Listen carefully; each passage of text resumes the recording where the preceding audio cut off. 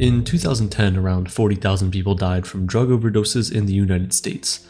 Quantifying the importance and meaning of individual human life in a single statistic is impossible. But that number might already seem high, especially if you knew one of those people. But it gets worse. So much worse. In 2021, more than 100,000 people died from drug overdose, and that number seems to continue to increase each year. Pinpointing an exact reason behind these rising numbers is complicated, but it all starts with these 5 words: fentanyl and the dark web. According to a UCLA study, fentanyl, a synthetic opioid that's 50 times stronger than heroin, was responsible for around 10% of drug overdose deaths in 2010. In 2015, the first spike of deaths as a result of fentanyl overdose happened. It remained localized in the eastern United States for several years until 2019, when it made its way across the country. Suddenly, everyone was exposed and death rates skyrocketed. As of 2021, a staggering 66% of drug overdoses were as a result of fentanyl, and that number keeps rising. Now you might say, what's the problem? If people take drugs, they should be willing to face the consequences, and while you may be right, the problem is that most people who are dying from fentanyl overdose aren't even aware they're consuming it. And it's all because of one group of people: the fentanyl kings of the dark web, criminal gangs who have figured out how to manufacture and distribute fentanyl illegally. Because fentanyl is much cheaper to produce than other drugs, they've begun lacing it with those other drugs and selling them to unsuspecting users. This is the true cause of the fentanyl crisis. Between 2010 and 2021, the amount of drugs used didn't double, nor did the number of users. In fact, drug use hasn't increased very much, it's just become much more lethal.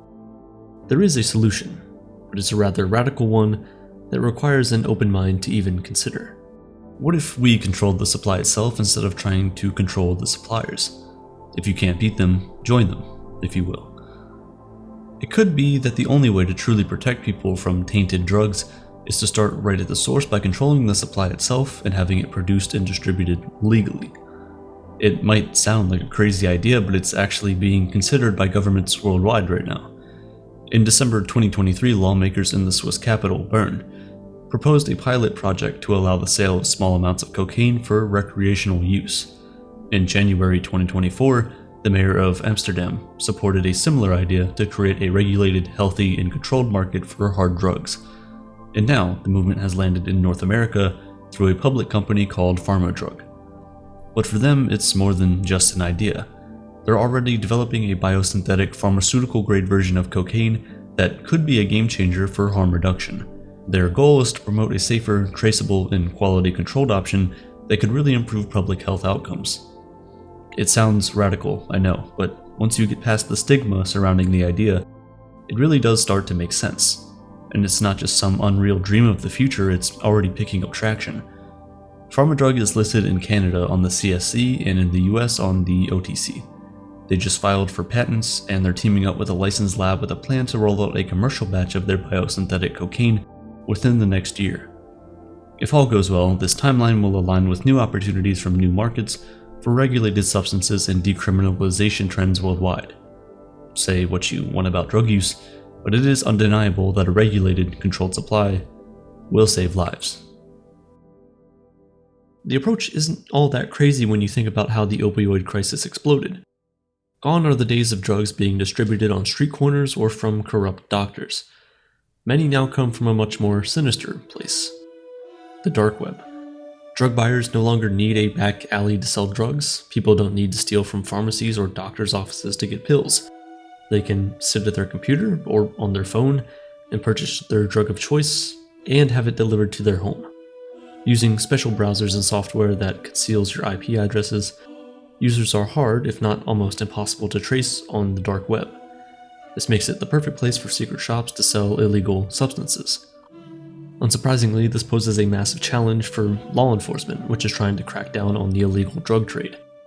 The dark web leads investigators and police on a never-ending game of whack-a-mole as they try and stamp out anonymous markets, only to see new ones pop up. One software called Tor routes user data through servers worldwide, disguising your IP address. This means that communications between the buyer and seller end up scrambled, for lack of a better term. Then you add crypto as a means of monetary exchange, and you can see why it's almost impossible to regulate our way out of this mess. All of this has helped fuel the fentanyl crisis. The dark web offers an accessible vehicle to buy drugs and opens up the sellers to a whole market that wasn't there before. The people who are curious but not about to commit a crime out in the open. Lidl. Od pondělí v Lidlu najdete kuřecí prsa v ceně 109,90 za 1 kilogram. Banány 1 kilogram s aplikací za 21,90 a máslo za 44,90. Lidl, správná volba. Každý den může být jako Valentín, když miluješ opravdové slevy. Heureka! Now they can do it from their couch. Yes, the dark web has benefits. Whistleblowers who work in government or other industries can alert journalists to important facts without being identified. People in authoritarian regimes might use the dark web to avoid detection or having their internet tracked. But the same features that make the dark web appealing for people who are trying to stay safe lure in drug traffickers to avoid police surveillance.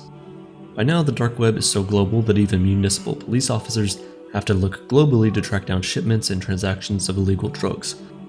And if one site gets shut down, another one inevitably will take its place.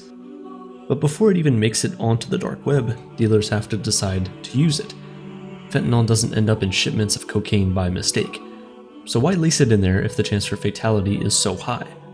Some dealers think they can mitigate the risk by measuring fentanyl carefully. If done correctly, fentanyl can help create a stream of return customers because it's so addictive. This explains why it's so often found in cocaine or in counterfeit Xanax and Adderall. It's more addictive than those drugs themselves, so it keeps people coming back for more. Also, there's the capitalist argument. It's cheaper than the other opioids. A small fraction of fentanyl can mimic the high of larger doses of other opioids like heroin or painkillers. Dealers will use simple binding agents and a small amount of fentanyl when they make counterfeit opioid pills because it helps their bottom line. The potency of fentanyl also makes it a really easy drug to traffic. A formerly incarcerated dealer claimed that he could make over 10 times the amount of counterfeit pills when he used fentanyl instead of other drugs on their own. Even though fentanyl is heavily regulated in hospitals or other medical settings, it's not regulated at all on the internet, much less the dark web. So small mistakes by uneducated, malicious, or ignorant dealers can be fatal. The big question is, can we stop it? Of course, to do that, we need to know who the people behind these dark websites are, the operations. Just like the infamous drug lords like Pablo Escobar or El Chapo, there are kingpins running the dark web trade as well. It all started with a site called Silk Road, the first large-scale dark web drug market, which began in 2011. It received a lot of media attention, and eventually, law enforcement was able to step in and shut it down in 2013, but more sites took its place. Alpha Bay popped up and was shut down in 2017, but has recently been clawing its way back to the top. Dream Market was also a popular market until it was shuttered in 2019. Its inner workings can tell us a lot about how these sites function. Dream Market had around 100,000 listings and at the time was the biggest dark web shopping center for drugs. More than half its listings were for illicit substances, although it also sold things like designer clothes, counterfeit money, and stolen online banking information. The shopping experience is similar to what most of us experience when we need a new yoga mat or that random piece that broke off your fridge. Buyers can go to any of these sites, search the inventory, and pay in crypto, and the drugs will arrive on their doorstep. And like the typical online shopping experience, buyers can leave reviews for vendors and products. Let's say you're buying a new TV. You might go online and read some reviews, look for the best deal, or see which retailers are the most reputable for what you're looking for. The worst case scenario is you might buy a shoddy TV. But on the dark web drug markets, the worst case scenario is you buy drugs that are laced with something like fentanyl that could kill you.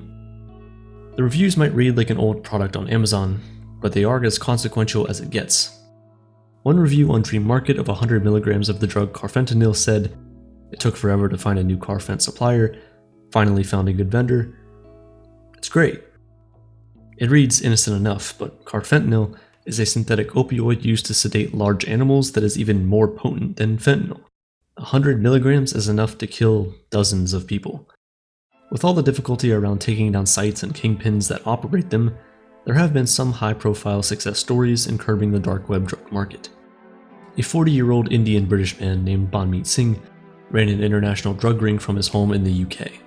He was charged with conspiracy to commit money laundering and to distribute and possess with intent to distribute controlled substances in April 2024.